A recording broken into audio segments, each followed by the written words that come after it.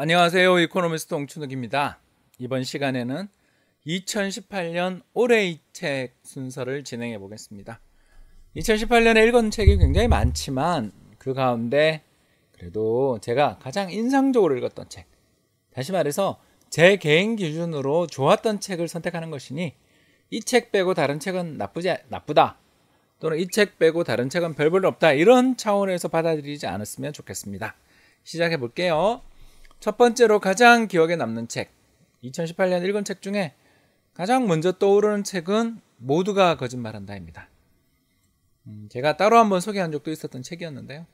트럼프가 2016년 대선이었죠. 대선 때 분명히 열세라는 이야기를 되게 많이 들었었는데 그냥 선거에서 이겨버렸어요. 이른바 샤이 지지층, 다시 말해서 자신이 트럼프를 지지한다라는 사실을 남에게 알리고 싶어 하지 않는, 왜냐?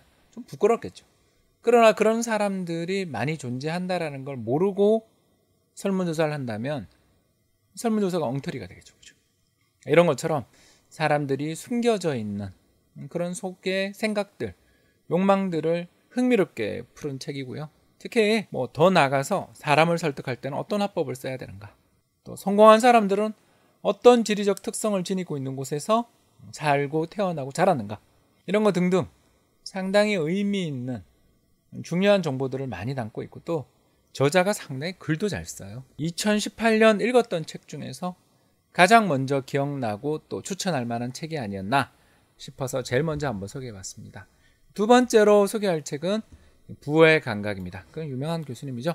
댄 에리얼리 교수님입니다. 이분이 쓴 책들이 워낙 좋은 책이 많아서요. 가장 대표적인 그런 책들을 한번 이렇게 하자면 거짓말하는 착한 사람들 같은 책도 참 좋고요. 아무튼 행동경제학계의 거두라고 할 수 있겠고, 이분이 쓴 책, 이 부의 감각은 뭐랄까요, 좀 대중적으로 재테크 관심 있는, 경제적인 그런 부분에 관심 있는 사람들한테 상당히 도움이 될 책이다라고 말씀을 드릴 수가 있겠습니다. 저는 특히 이 책에서 열쇠 수리공 이야기가 참 기억에 나요.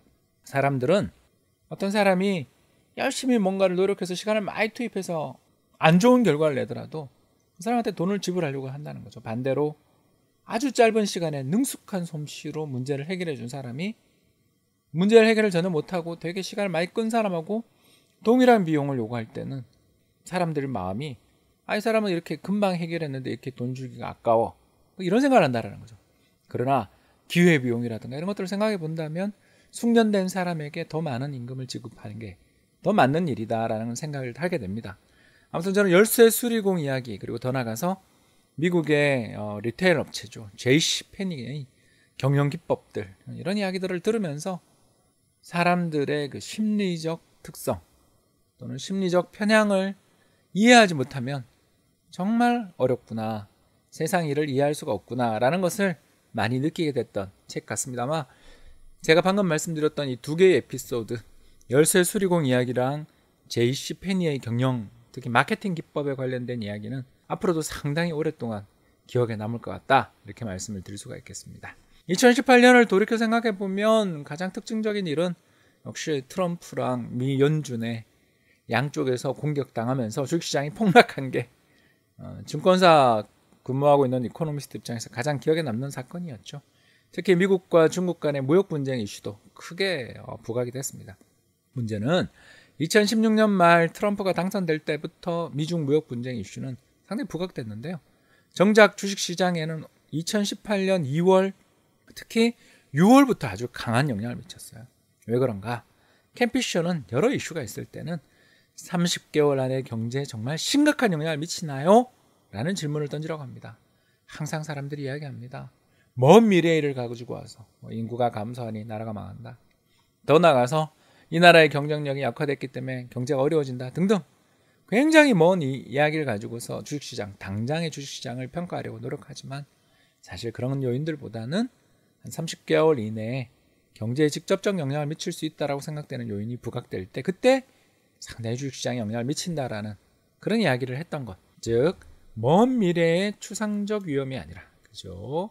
구체적 위험, 다가와 있는 수년 내 곧 출현할 거라고 생각되는 구체적 위험이 왔을 때 시장에 대해서 반응한다라는 그런 재밌는 포인트를 지적해줬던 게 참 기억에 납니다. 아무튼 켄 피셔의 책은 이 역발상 주식 투자 말고 뭐 3가지의 질문으로 주식시장을 이기다 등등 참 좋은 책이 많은데 이번 책도 역시 상당히 기억에 남는 책이었다 싶어서 골라봤습니다.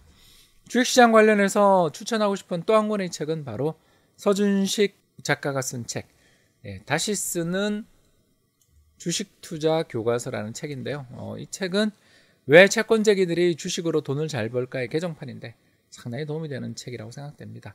채권 시장에 대한 기초적 지식들도 잘 넣어놨고요. 또 이런 미래의 가치를 현재의 가치로 환산시켜 나가는 할인율을 이용해서 현재 가치로 가격을 만들어서 계산해 나가는 과정에서 어떤 기업이 싼가 또 비싼가, 더 나아가서 어떤 기업들이 투자의 대상으로 적합한가들을 차근차근 파헤치고 있다는 측면에서 상당히 추천할 만한 책이었고요. 특히 저는 가치 투자자들이라면 이 책은 꼭 읽어야 될 책이 아닌가 생각됩니다. 떨어지는 칼날을 잡지 말라 라는 주식 격언이 있다.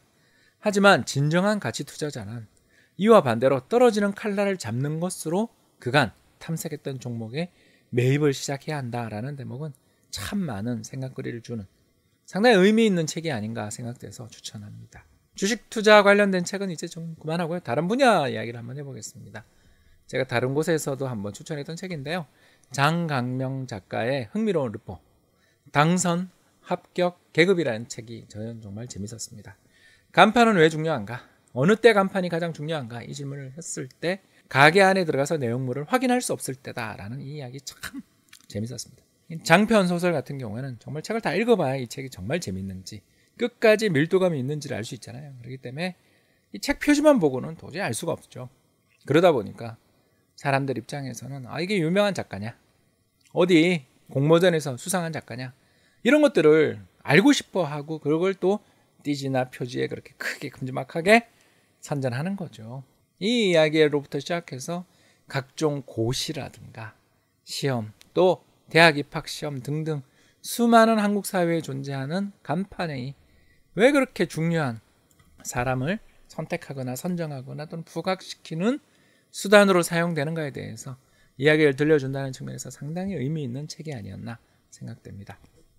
그 다음으로 소개해 줄 책은 저는 좀 재밌는 책을 하나 들고 왔는데요. 우울한 기분이 들고 그리고 세상이 얼마나 이상하고 또 나쁜 사람이 많은지 알고 싶은 분들은 김웅검사의 책 검사내전, 이 책 참 재밌죠. 전 정말 재밌게 읽었습니다. 세상에 얼마나 수많은 사기꾼이 존재하며 그리고 순진한 사람들 얼마나 쉽게 털어먹는가를 기상천외한 사건들을 통해서 보여준다는 측면에서 읽을만 하고요. 특히 책의 앞부분에 나오는 할머니 이야기는 꼭 읽어보실 것을 권하는 바입니다. 지금은 춥지만 따뜻한 봄날 올 때 답사 다니기 좋은 책 하나 소개하겠습니다. 바로 김시덕 교수님의 책. 이건 참 글 잘 쓰시죠. 서울선언이 딱입니다. 저는 이 서울선언이라는 책에서 이 김시덕 교수의 답사기도 참 재밌었지만 김시덕 교수가 문화재를 바라보는 관점이 참 저는 좋았습니다. 남산에 있었던 일제가 지었던 건물 조선신궁이라고 있죠. 이건 헐릴만하다, 동의합니다. 그러나 수많은 서울 시민들이 들렀던 남산식물원을 헐어버리고 조선왕조 시대의 성곽을 복원하는 일은 전 찬성하지 않습니다라는 대목이 전 가슴을 울리게 했습니다. 저는 조선왕조라는 왕국의 시민이 아니라 대한민국이라는 공화국의 시민이니까요. 여러분 어떻습니까? 우리는 공화국의 시민이라는 점을 다시 한번 새기며 우리는 어떤 기준에 따라 문화재를 보호하고 또 발전시키고 사회를 바라보아야 될 것인가에 대해서도 한번 생각했으면 좋겠습니다. 조선왕조가 만들고 또 양반이 갖고 왔던 문화만 문화인가? 그 부분에 대해서 우리 한번 진지한 고민해 볼 만한 좋은 책이 아닌가 생각됩니다. 2018년 내내 경제사 관련된 책들을 되게 많이 읽었는데요. 또 추천을 하려고 보니까 역시 저는 이 책, 더 박스가 제일 기억에 남더군요. 이 컨테이너의 도입, 그리고 이에 조응한 새로운 운송 시스템의 변화가 세상을 얼마나 바꾸었는가 너무 놀라웠고요. 특히 베트남 전쟁 중에 발생했던 이 전쟁을 이기기 위해선 수송을 잘해야 되잖아요. 그죠? 그래서 글로벌 해상 네트워크를 만드는 과정에서 한국이, 일본이, 대만이 수출로 먹고 사는 수출 주도형 산업국가로 기능할 수 있게 됐다라는 대목의 부분은 이 책을 읽다가 전율을 느꼈던 부분이라고 생각되고요. 글도 참 재밌고 또 들어가 있는 구체적 에피소드들도 재밌기 때문에 꼭 역사에 관심 있으신 분들, 경제에 관심 있으신 분들, 특히 한국이 어떻게 해서 경제 발전에 성공하게 되었는가, 그 우리 한국이 겪었던 운빨에 대해 관심 있으신 분들은 꼭 읽어보시기를 바라겠습니다. 혁신 성장에 대한 관심도 되게 높았었죠. 특히 연초에 코스닥 시장 또 나가서 혁신 성장 기업들 육성을 위한 정부의 노력들이 굉장히 많았는데 도대체 어떤 게 혁신 성장인지, 생산성 주도의 경제 성장을 이뤄나갈 때 어떤 기술들이 정말 세상을 바꿀 것이며, 더 나아가서 이런 기술의 혁신으로 인해서 세상이 바뀌어 나갈 때 경제에 어떤 일들이 벌어질 것인지, 더 나아가 기술 낙관론자들의 주장들이 그동안 왜 그렇게 번번이 빗나갔는가에 대해서 뭔가 제대로 좀 가이드해주는 책이 없었는데, 오늘 소개하는 책, 이 책 한 권으로 읽는 디지털 혁명 4.0은 참 인상적인 책입니다. 밸런스 있는 미래 혁신 성장에 대한 어떤 가이드북이라고 감히 말씀드릴 수 있어서요. 이쪽에 대해서 관심 있으신 분들은 한번 참고해 볼 만한 책이 아닌가 생각됩니다. 이제 마지막 책은 지난번 저희 방송에도 한번 출연하셨던 임명목 작가의 책입니다. 거대한 코끼리, 중국의 진실이라는 책은 참 밸런스 좋은 책이고, 더 나아가서 중국에 대해서 저도 좀 안다 생각했었는데 중국이 왜 저렇게, 그렇죠, 덩샤오핑의 유운이죠, 도광양의 유운을 저버리고 주변 국가랑 이렇게 모든 나라랑 다 마찰을 일으키죠. 일본하고는 센카쿠 열도 사태, 한국하고는 사드 관련 보복, 대만에 관해서는 새로운 총통 취임한 후에 독립 문제를 둘러싼 갈등, 필리핀과는 남중국 해에 있는 사람 살지 않는 섬을 둘러싼 갈등, 그리고 주변에 있는 나라들하고는 죄다 다 전쟁했죠. 러시아랑도 전쟁했고 베트남하고도 전쟁했고, 얼마 전에는 인도에서 어마어마한 몸싸움을 했습니다. 자, 이런 주변의 나라들과 계속 마찰하며 또 갈등을 일으켜 나가는 이 과정들을 보면서 과거 평화로운 관계를 유지하면서 경제 성장에만 몰두하던 그 거대한 코끼리가 왜 저렇게 갑자기 인도 코끼리에서 아프리카 코끼리처럼 변모하게 되었는가에 대해서 이해하는데 상당히 도움을 주는 책이 아닌가 생각됩니다. 이 10권의 책 이외에도 다른 수많은 책들을 많이 읽었습니다. 그렇지만 1년을 돌이켜서 정리할 때 제일 먼저 생각난 책은 이 정도였다라는 차원에서 이해해 주시면 감사하겠고요. 내년에도 좋은 방송으로 여러분들의 관심에 보답할 것을 약속드리며 새해 복 많이 받으시기를 바라겠습니다. 감사합니다.